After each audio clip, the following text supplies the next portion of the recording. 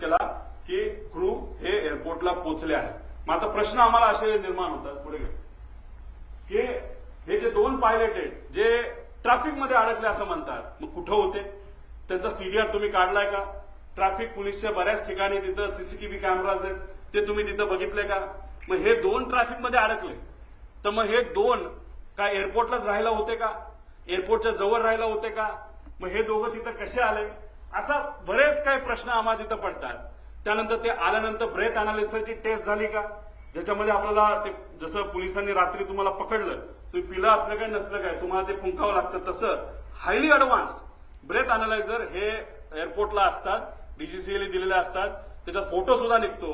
ते सीसीटीव्ही आहेत का, तोच तो होतो का, त्याचं ब्रेथ अनालिझर केलं का, तिथं कॅमेरा आहेत का, कॅमेराचा रेकॉर्ड कोणाकडे आहे, त्यानंतर विमानाकडे गेल्यानंतर तिथं चेक करत असताना ते रेकॉर्ड आहेत का, 7 वाजता ते पोहोचले असतील, दादा जर 8ला पोहोचले असते ते 1 तासाचा वेळ आहे, त्यात त्यांनी विमानात चेक केली आहेत का, विमानात काय वेगळं ठेवलंय का, असे बरेच प्रश्न त्याच्यामध्ये आम्हाला त्या ठिकाणी येतात. आणि हे सर्व गोष्टी आता बघण्याची जरूरत आहे असं आमचं मत आहे. आणि कोणतरी असं म्हणलं होतं की कपूर हे हाँगकाँगवरनं आले होते, मग ते खरंच आले होते का इंटरनॅशनल फ्लाईटवरनं, हे सुद्धा बघण्याची जरूरत आहे. कारण इंटरनॅशनल फ्लाईटवरनं जर एक व्यक्ती ज्याला दारू प्यायची खूप सवय असं ऐकलं होतं आणि पुढे काही पुरावे त्याच्यामध्ये आहे, मग इंटरनॅशनल फ्लाईटवर दारू दिली जाते, मग तो पिऊन आला होता का, अशा सगळ्या गोष्टी बघण्याची जरूरत आहे. कदाचित त्यांच्या परिवाराला असं वाटत असेल मी काहीतरी वेगळं बोलतोय. मला त्यांना एवढंच सांगायचं, आमचा तो हक्क आहे, आम्ही परिवारातली लोक आहेत, आमच्या शंका जर असतील तर शंकेचं निरसन हे झालंच पाहिजे, कारण आम्ही आमचा माणूस गमावलेला आहे, तुम्ही तुमचा माणूस गमावलेला आहे. तुम्ही तुमची बाजू बघा, आम्ही आमची बाजू बघतो.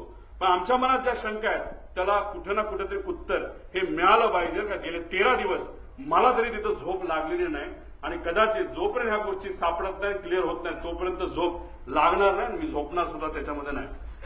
पुढे तुम्ही जर गेला तर आता मुख्य पायलट सुमित कपूर बद्दल आपण थोडीशी माहिती घेऊ. मार्च 10ला दिल्ली बेंगळुरू विमान उडण्यापूर्वी त्याला प्री फ्लाईट अल्कोहोल टेस्टमध्ये त्याला पकडण्यात आलं. पुन्हा 7 एप्रिल 17ला दिल्ली गुवाहाटीचं विमान उडवत असताना त्याचं टेस्टिंग जेव्हा केलं तेव्हा तो सापडला. तुम्ही म्हणा तिथं सापडला, इथं का नाही? ह्या सगळ्या कमर्शियल फ्लाईट्स होत्या असं आम्हाला कळतंय. कमर्शियल फ्लाईट्सवर बऱ्याच गोष्टी स्ट्रिक्ट असतात, प्रायव्हेट फ्लाईटला कदाचित तेवढ्या स्ट्रिक्ट नसाव्या असं वाटतं. 3 वर्ष